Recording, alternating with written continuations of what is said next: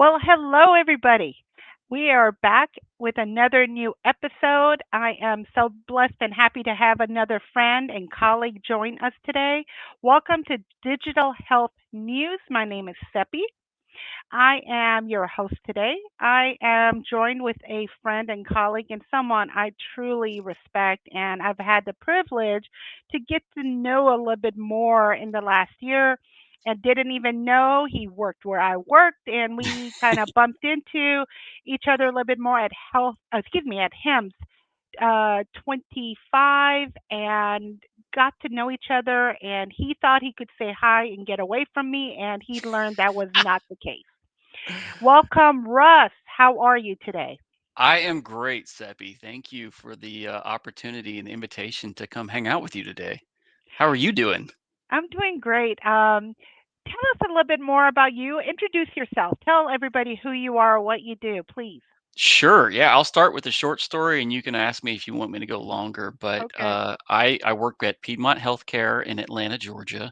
Piedmont is a hospital system.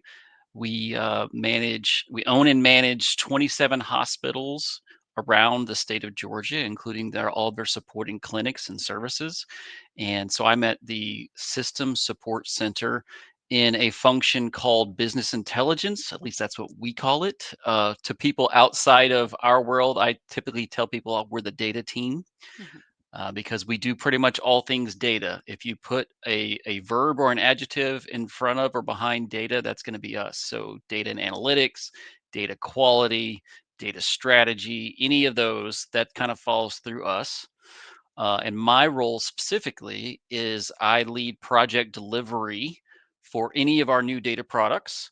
And primarily that's kind of a project management kind of role. I lead other leaders who lead projects.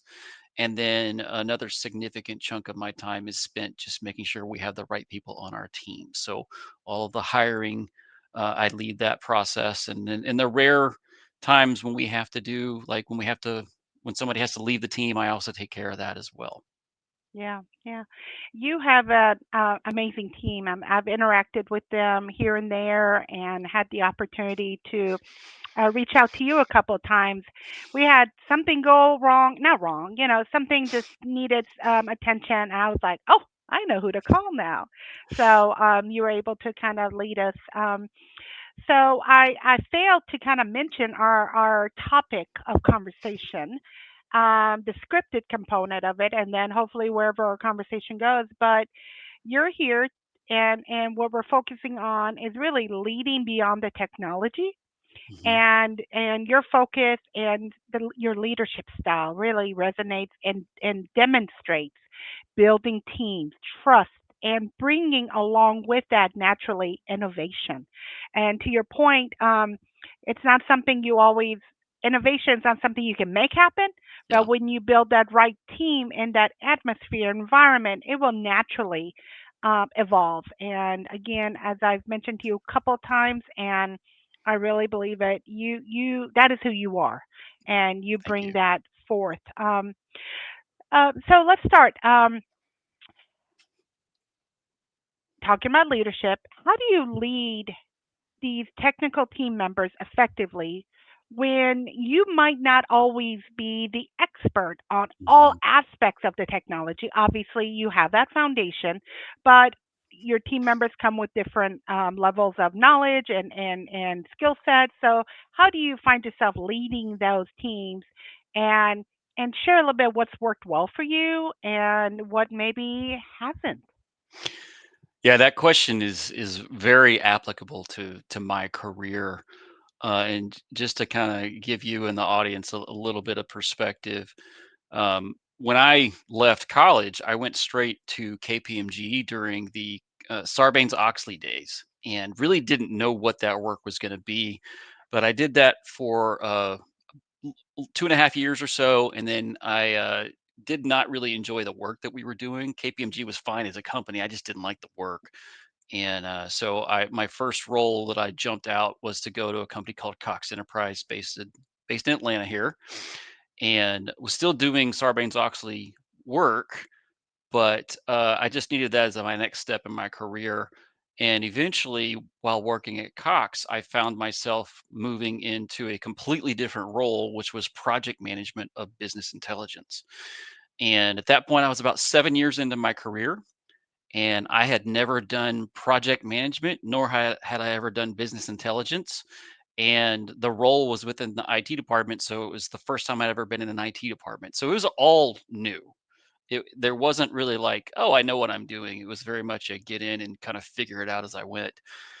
Um, and I will say the question you're asking was very, call it anxiety causing to some extent at that time, because I was leading extremely intelligent people, doing very challenging technical work. And when I first got in, I was like, oh my goodness, I don't know what they're talking about. And I'm in charge. And in charge is actually really a misnomer, because I clearly was not in charge. I turned I turned the mindset of project manager from being in charge to I'm the facilitator. I am here to help you guys get the job done, whatever that takes. So whatever roadblocks need to be unblocked, that's what I'm here for. I'm here to try to keep us on task. But honestly, very especially when I first started, when it was like keeping them on task and knowing the task, what that entailed, I had no idea. Um, but I will say one thing that I learned and also kind of just decided very early on is I'm not going to pretend like I know, because I think that's going to make the anxiety worse. I'm not going to go in and say, "Oh, I know exactly how to build an ETL and you need to this should take 3 days and you're telling me it's going to take 20?" That's crazy. I wasn't going to be that guy. Instead, I took the perspective of, "Hey, I'm just going to be open and honest with these guys." And I say guys, it was men and women on our teams. And there were several times where I would get completely lost in the conversation and I would just type furiously, take notes, and be like, I'm going to come back later. And what I started doing is I would pick out people who seemed to really understand the concept. And I would say, Hey, Anitha, or hey, John, can you stay with me for like 10 minutes after this meeting? I just want to run through my notes and one, make sure that I captured it correctly, because I didn't know what y'all were talking about. But two, also ask some questions. And I remember actually one guy named Hector who was very helpful, who I was working on a project called Exadata, which is an Oracle engineered appliance. We were building out this appliance, and I was responsible for the installation and everything involved with installing it. And I had been in this meeting for like an hour and a half with like 10 of the most technical people I'd ever met in my life. And I pulled Hector aside after the meeting. I was like, could you just hang out with me for a little bit? Because I'm totally lost. And Hector was fantastic. And I was like, hey, pretend I don't know what I'm talking about. Now, my degree was management of information systems. But at this point, we're 7 years past college. I haven't been doing any of this stuff. I've never been in IT operations. So he explained to me what a node was, what a server was. I mean, everybody knows what a server is, but when you start getting very nitty gritty, they're talking about clustering of the servers and what nodes look like and what they physically look like. And I was like, okay, so when you say this and this and this, that's what this looks like. And so I took that and just kind of started building up my vocabulary and learning as I went. And I will say that I think for the people that I asked questions to, I was initially scared that they were going to judge me and be like, why this guy doesn't know what he's doing. And actually, what I learned is it actually kind of earned their respect, in that they didn't have management coming in and telling them what to do. It was more of the project manager wanted to learn and wanted to kind of understand what they were doing and not just dictate timelines to them. So I learned a ton from that team. And then Yep. that's kind of where I started. And from that Yep. point forward, I've just been learning and learning and learning. Yeah. And And in our industry, in our field, learning is never something that stops, right? no, and As it we all can't. know, it can't. Whether, like you said, whether we like it or not. And I'm not just agreeing with you for the sake of agreeing, but that is literally my style as well. I absolutely love working with teams and in areas that I know nothing about, selfishly, because I love learning, Hmm. and I also to your point, do not pretend. Um, and the other thing that you spoke of that I want to bring to light again is whether you're a leader, a director, manager, or a project manager, when you're working with resources that know their thing, right, or know their area of expertise, the subject matter expert, it's very valuable and very authentic and very respectful when we hear what they share in response to timeline and tasks. And when you hear them and really embed what they're sharing into your planning and deliverables, you are building that culture of trust, Hmm. and they actually bend over backwards to get it done for you. Yeah. I think at least that's how it's worked for me, and they're challenging themselves. Oh, I'll try to get that done sooner, And I'm always trying to say, okay, now, well, let's not overcommit. But they Hmm. do. They try to make the project successful. So speaking of authenticity, how do you build trust? And so you've touched on this a little bit already, but continue the conversation on building the trust and credibility with your team while you're staying in your lane, right? And you're trying to remove barriers and remove constraints for them. So Hmm. build upon that. Continue that conversation, please. Yeah, and I probably should have said this before my first answer, which is I can just talk all day long, and so I might go really deep on some of these questions. If That's all if right. if you want to cut me off, or if you want to ask a follow-up question, feel free Yeah, to yeah. just throw a flag on the field. Okay. But yeah, to kind of go back to building trust, I think it all starts with just kind of being honest and genuine about who you are and what you are. And I've seen some cultures where I felt I was very intimidated, and I was intimidated, and I almost kind of felt stupid a lot of times because people would be talking about things that I don't understand. And earlier in my career, I just assumed that was a me problem. And what I've kind of concluded, or at least in my middle career where I am now, most of the time, if somebody's talking about something and I don't understand it, I've kind of concluded that's almost always a them problem. And what I mean by that is all of us are experts at what we do. That's all well and good, but if you can't communicate what you do or the impacts of what you do to people who are impacted by what you do, then you're not going to be super effective. Um, Just for the record, I really love how you said that. well, That thank you. was really well said. And I think in our industry, we often we have these words, right, like downtime communication Oh or yeah, impact, and they're all important points. But the means in which we communicate and articulate that was well summarized by what you just said. thank you. And another thing, we IT corporate whatever, we use acronyms left and right, and I think that the really most effective communicators, uh, it's okay to use acronyms as long as that matches your audience's expectations. But the really effective communicators will watch and be like, you know what, I used a ABC XYZ acronym there. Let me take a step back and be like, hey, John, are you familiar with the concept of ABC and what it actually means? And give them the opportunity to be like, you know what?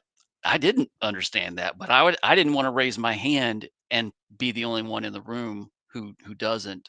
But thank you for explaining that to me and making sure that I'm caught up, and you don't leave somebody behind on the conversation, because my theory is if you're gonna if somebody's important enough to be in the meeting, they need to kind of understand what's going on and not just leave them behind. They're not there for just one thing. Yeah. um, I kind of went off the rails, but your question was about building trust, and like I said, it goes See, back. I already forgot what the. No, I'm joking. I'm joking. But yeah, I mean, you try to be as honest and genuine Yeah. in the workplace about what you know, what you don't know, and I whenever I'm working with really anybody for that matter. I just kind of assume they probably know more than me about whatever that they're working on. And rather than me ever telling them what to do or dictating, you need to do X, Y, and Z, I typically start with questions like, hey, tell me about that project you're working on. How does that work? And what are the impacts and that kind of thing? And I would say that is kind of in line with one of Covey's principles of seek first to understand before you start talking. And I try to be like, all right, I don't really know what you're doing. Or sometimes I'll say, I don't even know what you just said something crazy. Help me understand what that means. Yeah. And then I'll try to take that and understand the impact and then put that together with the overall impact of the entire project. Um, and I'm a huge fan of just, you know what? Let's draw a picture. Like, let's not get all wrapped around with all the different words. Like, let's get the whiteboard out. One of my favorite coworkers from my days at Cox was Gail, and she was super smart, super technical. And she'd come in, she'd be like, "Oh, we got this problem, this problem, this problem." I'm like, "Let's take a step back. Yeah. Draw me a picture on the Yeah. whiteboard. Give me the where are the points, where are the hard things, and where does, the person who has a problem, where do they come into this? Okay. And then once I understood the picture, I'm like, okay, now that I understand the problem and where it's coming from, let's talk about what do we think is the best next solution. And I think for Gail in that particular situation, a lot of times she just wanted to be heard. Be like, listen, Yeah. I'm frustrated with these Yeah. customers, these peer organizations that are, Yeah. not respecting our timelines, or maybe they're, what I would see a lot of time is we'd have a timeline, and our timelines, we got to get our job done in a week, but it's based on getting the input a week ago. Well, you can't come to us today on our deadline and give us your input and say, well, you got to turn this around. Well, hang on. Our timeline was you give us the requirements or the input a week ago. We have a week to work on it. If you're going to give it to us today, you can't expect us to deliver it today. And Yeah. she would help me understand what has happened. And then, my role would be to go talk to the people kind of upstream of us and like, "Listen, we can't meet this deadline. And it's not Gail's fault. Gail's Yeah. doing her job. And let me kind of defend the position of Gail and be like, hey, Gail still needs a week to do this work starting today, not a week ago, because you didn't give Yeah. it to us until today." You know, I think for you, this behavior and reaction and how you interact with people and your team and your colleagues, I think is very natural for you because it's who you are. But with this, you are inadvertently and naturally building this culture around you. Hmm. And with that, people will lower their guard Hmm. and they relax. So you're building that culture that we try to teach leaders, but you Yeah, you are kind of doing it naturally. And uh, you shared a little bit about that, how you react to your team talking to you, how you inquire and try to support them. So now I'm going off the rails myself and asking you something I didn't tell you I was sure. going to kind of ask about. But how do you kind of manage and kind of bridge the gap when maybe um, two of your team members doesn't have to be direct reports, but on a project or whatever, you got two people with different skill sets or maybe even the same, but they're not aligned Hmm. on whether it's the technical component or even maybe um, how they're addressing the challenges at hand. If I may be more generic, how do you kind of bridge that or bring that together? That's a good question, and it happens occasionally. Hmm. I would say, luckily, our team is really effective in all ways, and therefore the example you're asking about happens fairly rarely Hmm. amongst our team. But it could happen where one of our team members might have a situation where it seems like they have a totally different perspective than somebody outside of our team. And so when that happens and we need to make progress, the way that I'll typically approach that is I'll talk to each side of the party individually by themselves. And the reason is I want to get their full perspective and their full story without the potential emotion of having somebody that's in the room contradicting them while they're trying to tell their story. And uh, kind of go back to the whiteboard example. A lot of times I'll be like, all right, well, help me understand what's going on. Let's draw it on a whiteboard. And then I'll go have the same conversation with the other person and not even say, well, the other guy said this. It's more of like, help me understand your perspective. And then, sometimes you may find out they're actually saying the same thing using different words. That's fairly frequent, Yeah, but also fairly easy to resolve. You just sure. kind of get somebody, once you can have kind of like a neutral arbiter in that Mhm. situation, you can come in and say, okay, well, John, when you say red, and the other guy, when you say crimson, it kind of means the same thing. And you're getting maybe hung up on the vernacular rather than the overall concept of what we're trying to Yeah, do. Um, but then if they are truly having contradictory perspectives, I'll be like, well, why does your perspective make sense? And why is this the right way to go? And try to understand the root cause and mhm, do that for both. And then once I feel like I understand both perspectives, now typically at this point, I may not understand the technology. Like right, I'm not going to have the opportunity to dig into the code and actually understand sure, how everything's going, but at least understand the concepts of what they're shooting for. yeah, Then I'll pull them together and be like, guys, there's not a wrong or right. We've just got to figure out the way. And here's what I understand from you, and here's what I understand from you. Based on what I just explained, did what I understand from you, is that what you heard? Like, and try to go back and forth and make sure, are we speaking yeah, the same language? sure, And typically, if you can kind of set the culture or the tone of the meeting, that it's like, it's not trying to get you're right and you're wrong and vice versa. It's like, let's just find a solution that works for all of us. And there is no consequences. Nobody's going to get sure, punished or right, dinged for being wrong. We're just trying to sure, figure out what the best solution is.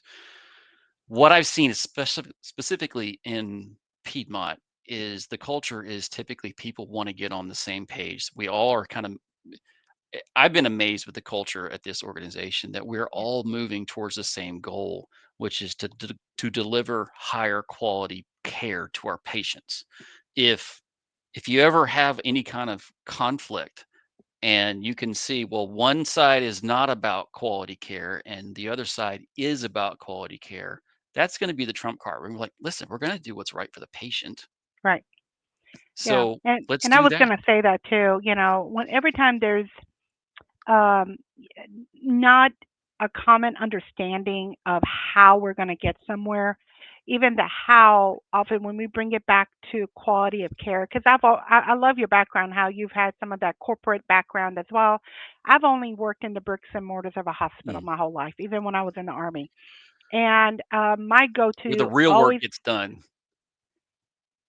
with that. Sorry, I totally derailed you, but I was going to say, what you just described, where you've worked, is where the real work gets done, right? So everything that our team does is to enable the people who are patient facing. They're Right. on the ground level, and Yeah. if we ever lose sight of that, Yeah. we're doing the wrong job. So our Right. work needs to Agree. only support you guys and Yeah. No. and the people that you're And supporting at your exactly. location. Absolutely, So, absolutely. Again, going back to whatever that understanding or that translation is, when we bring back to the quality of patient care and its impact to our patients and community, often people find ways to realign. And then obviously there's conversations about resources and finance, all of that too, but quality does center us. Um, so you talked about the exception a little bit there in the approach, but also turning this not not just into a culture but a habit, right?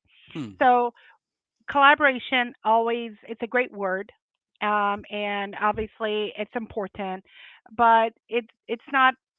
We get lost in our day-to-day lives and day-to-day hmm, practice, and we're trying to get things done. So, what day-to-day habits, rituals, or behaviors um, do you believe that either you demonstrate or really try to bring light to your team that will truly bring that culture of collaboration hmm. into their, you know, how they behave in your team meetings or even maybe with their customers? Sure. Yeah. So the, there's kind of two cultural themes on our team that I really like to emphasize. One is Mhm. collaboration, the other is innovation, and they kind of overlap a little bit. Mhm. Um, and let me start with just saying that I want to give the credit to my leader, my boss is Mark Jackson. He's our vice president and chief Yeah. data officer for Piedmont Healthcare. He really established the culture that I stepped into about 5 years ago. And all I can say is I've just taken that and said, this is awesome. Let's just keep, let's double Mhm. down on, Yeah. collaboration and innovation. So just to give you a couple of examples of how we keep those top of mind.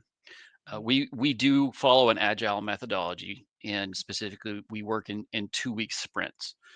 Oh, And if for anybody in the audience who's not familiar with the methodology, I'm not going to go into detail, but basically, one of the key facets of agile is that you work in sprints, which means I'm only going to, or we as a team are only committing to our deliverables that we have accepted for the next 2 weeks in what's called a sprint. So you basically work in these 2 week cycles. And outside of our project delivery responsibilities, we have certain ceremonies or meetings or whatever you want to call them that are on our schedule for every sprint. So one thing that we do, we've labeled it with a cute acronym called flight time, but regardless of what the acronym stands for, every member on our team is allocated 4 hours of every sprint. So basically 4 hours out of an 80-hour period on a Friday morning where they have nothing on their calendar and they are not expected to be working on project-based deliverables. And basically we call that self-driven learning.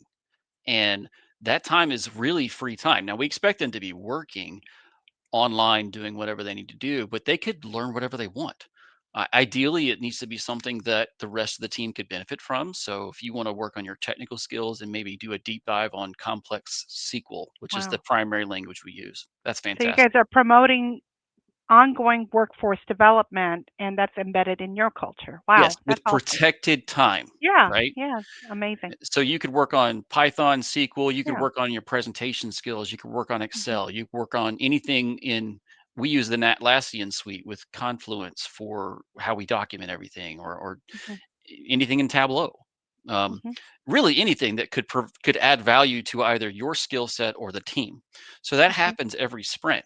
On the opposing weeks of every sprint, we have a meeting called the BI team learning meeting, and it is the only meeting that we have on a recurring basis where we get the entire BI team together, which is 46 team members. And we get together. Now we're almost all remote, so it's online on a WebEx forum. mhm, But I try to explain it. It's kind of like a staff meeting in reverse.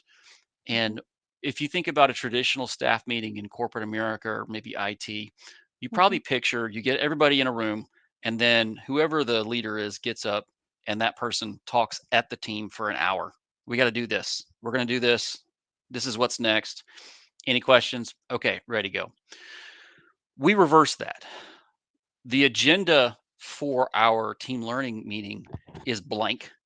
And I put it out as a blank template. I created that's part of my responsibilities. But then I'll say, hey, team, put your stuff on the agenda. And what we expect from our team members is to take the lessons that they've learned either in their self learning time or just Mhm, on the job mhm, and put a topic out there. Hey, I did a deep dive on Python. I learned this new skill that I in Python. There was a new function. I built a new function. Maybe I built a function that we could all use. And here's how it works. And here's the use case where you could use it in your day to day. Fantastic. Here's a Tableau dashboard that I built. A new trick that I learned. I'll show them even some relatively non-technical things that I learned that made me more efficient in documentation of project stuff. Does this ever turn into agendas that are gripe sessions or that are not focused on the concept that you're sharing? I'm going to say no. My short answer is Okay. no, not really. Okay. Well, that's good. We've actually had. I'm going to kind of derail from my answer, but Uh-huh. when we've had some of those things come up where it is almost a gripe session, and when we kind of as a leadership team say, you know what, that seemed to touch a chord with the team, like there's something going on there, we'll set up a separate meeting. Okay. So you And I table think, it yeah, and we'll then call that a address. listening meeting. Oh, We've done okay, that okay. a lot of times recently where we'll have what we call a listening meeting, and it's really meant to be around a topic or a theme of something that we're sensing. And that's one of the ways that we try to just connect with our team members as humans. Sometimes that listening meeting can be about a work topic. A lot of times it's not. Sometimes, we had a listening session a month or two ago, and we actually ended up having two of them because we went over. We had an hour for each time, and some of our team members were feeling the political implication or the stress of the political things happening with immigration or the things that are happening in the political sphere.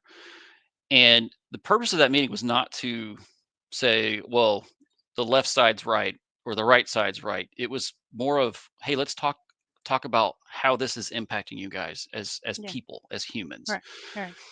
You do a lot of listening. I want to bring that to light, and I'm not in any way being facetious. As a leader, whether you're building that culture, whether you're in a situation where you don't know the details, and but you're still trying to lead or manage, or if it's like you said in team meetings, you're listening. It Hmm. seems so basic, but I want to really bring that to light because you're hearing and listening and reacting in a what do you call a foundational way to your team, and inadvertently again you're building that culture so that your team members hopefully also behave in that fashion and listen to each other when there's a need for them to work through something amongst themselves as back to that team culture. I agree. I don't know if there was a question there, but yeah, I No, try to no listen. question. Yeah, yeah. No, I'm um, just saying, I think that's very important because mm, again, you and I, we are very people person, right? We talk a mhm. lot, and to your point, we can Extroverted. keep, Yeah. yeah, yeah, we can keep talking, but you pause to listen to your people with purpose, with intent, so that you can pick up on what is needed. So whether you're having your um, pinpointed, targeted listening meetings or whatever you do with that, Mhm. you can be there to continuously support your team, is what I'm taking away from this conversation. Well, thank you for pointing that out. I will say I want to try. I want to mostly agree with you, but I also say that's something that I'm continuously working on. Yeah. Is trying to listen before talking. If you ask my team members, not a single one of them would say I'm shy or quiet. I'm very open and I will share my perspective. Sure. But there are definitely times where I try to be intentionally quiet or slow to speak Hmm. because I can sometimes draw out different perspectives from team Hmm. members who would maybe team members who are a little bit more on the introverted side who may have a lot of value to add, but they're not going to voluntarily like, hey, here's my thoughts and here's how this is valuable. Right. Sometimes Yeah. that you'll have a situation where you're like, Yeah. hey, John Doe, you're kind of being quiet. I'd really Hmm. like to get your perspective on this Hmm. before we make a decision. Hmm. And I will say one of the things that I try to do on a regular basis, for example, when we're hiring somebody, when Hmm. we interview somebody, I always speak last. And the reason is I may have an opinion about the candidate, but I feel like if I say that opinion first and Right. somebody may have a dissenting opinion, they may be like, well, the director's already spoken and Yeah. I don't Or need to Russ has contradict. already made up his mind. Right. Yeah. I really I try to do it intentionally. Like I want all of the team Hmm. members to give their perspectives first. Now, if they have contradicting opinions, I'll like double click into that. All right, well, Yeah. John, you said this. Anita, you Yeah. said this. You know, what are you guys thinking about that? Sure. And then I will at the end share. Okay, based here's my thoughts. Here's what I observed from the candidate. Here's what I heard from all of you guys, and here's what I'm thinking. Do we have a Yeah. consensus? Yeah. And in a perfect world, when we're hiring somebody, we're always going to have a consensus. That's not Sure. how it works. Sometimes Yeah. we may get down to where we have maybe two candidates who are kind of equally voted. Like half the team wants this person, half this team Mhm. wants this one. But in that situation, I'm going to make sure that of the last two candidates, we don't have anybody that somebody has a major concern with. Like if there's a significant concern, we're going to definitely spend time as a group talking about that concern Sure. and wrestle that to the ground before we make a decision. But Yeah. then ultimately, it's going to be it is my responsibility as a leader to make the decision, but I want to make sure that our team members who are contributing their input, make sure they understand that their input is highly valued. It Sure. is not just me making an executive decision and I don't care what y'all say. I like Yeah. no, No. you're here No. because we need your opinion. Right, right, right. And they all bring value with that background and experience that they bring to the table. And so we've touched on collaboration and culture, and you alluded to this just a second ago, but innovation. And we know that innovation is hard Hmm. with limited resources, right? If Hmm. we had unlimited resources, whether it was the human side or the technical side or the funding, but obviously, especially in healthcare, we do not have unlimited funding Hmm. or resources. So, how does you and your team keep innovation at the forefront, alive with what we all know that we deal with today? Yeah. So I'll kind of reference back to some of the things that I was explaining earlier about just the things that we do on a regular basis to inspire or encourage innovation. Well, Um, I'm sorry, you're so right. Like the sprint and that methodology, I absolutely love and value that. I was very much impressed having a PMO background, having that embedded in your workflow. That is already an example. You're right. Thank you. Yeah, and I think our team members appreciate that. I think it's actually one of our better retention strategies is that people get to enjoy learning on the job. But with that in mind, kind of what I'm thinking here is that with the limited resources, you kind of have to bake it into this is the structure of the job, and that only works. Let me take a step back. When I say bake it into the structure of the job, like, hey, when we're requesting headcount, understand that we're going to manage this headcount in that we're going to specifically allocate time for innovation that is not project delivery. That's what we're going to get from this headcount when we are adding a position. Now, that only works if you deliver on your expectations. So if we hire people and we allocate all this time to innovation and then we fail to deliver on our assigned projects, I guarantee you somebody in finance is going to identify that and be like, hey, we're not going to give you more headcount if you're not going to be productive with it. So it's a delicate balance there, right? We want to make sure that we are assigning time for our people to learn and to collaborate, share what they've learned with the rest of the team, but at the same time, always keeping us driving toward the project objectives.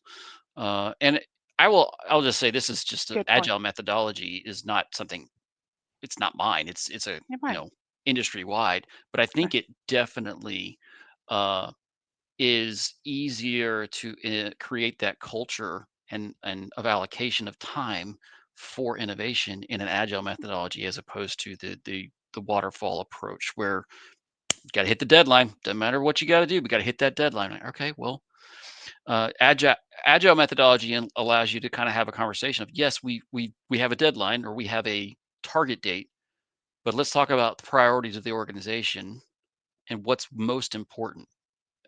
It's a lot of times deadlines are somewhat arbitrary and there's no like impact of truly missing them.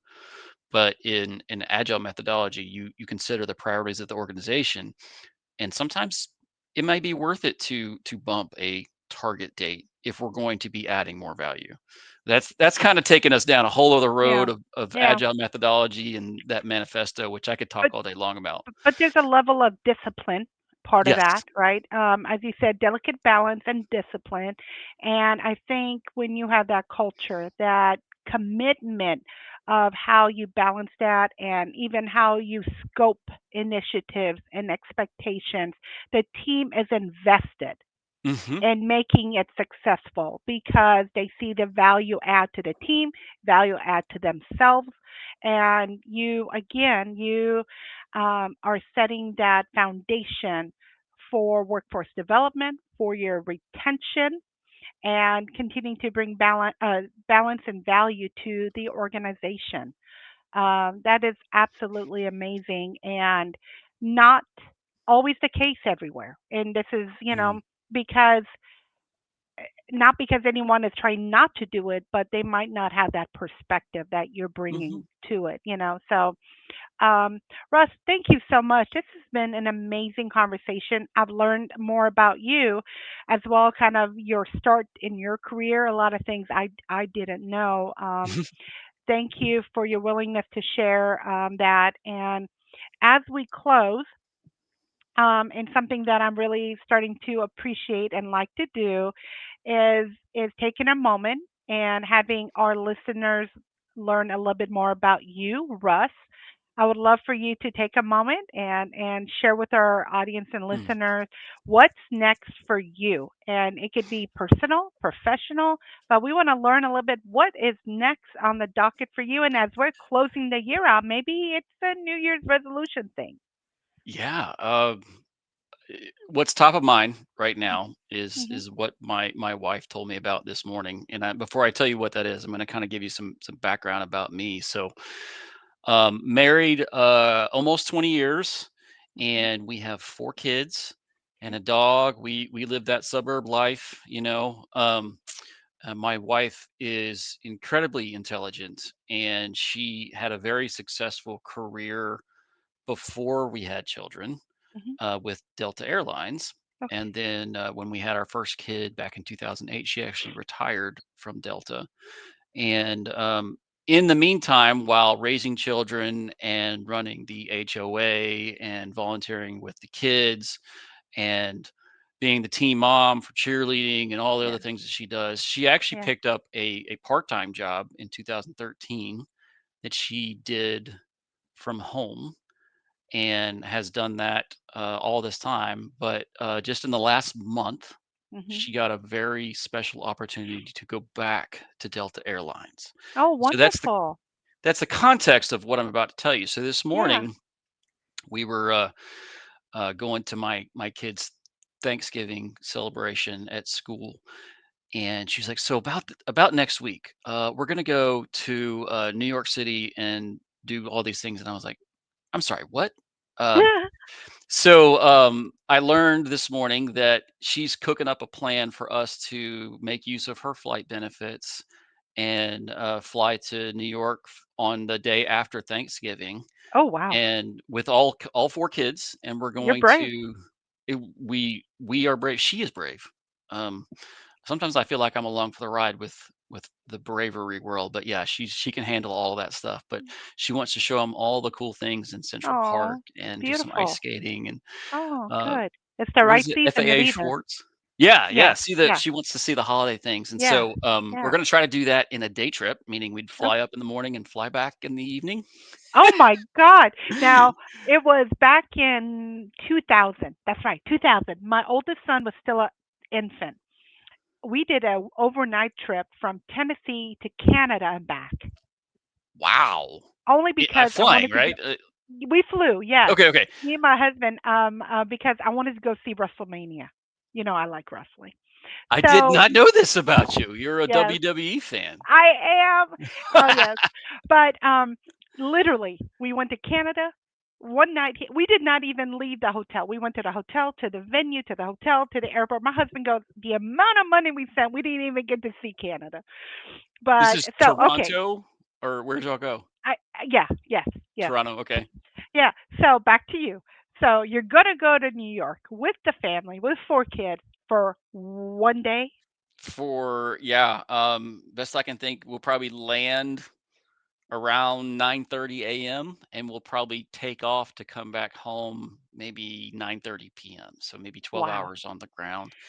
And this is kind of the way that we roll with traveling. Okay. Like Kathy will just make a plan, and the Okay. plan is very softly defined, and Okay. it's a lot of it is kind of figured out as you go. And I have learned, I'm a planner, project manager.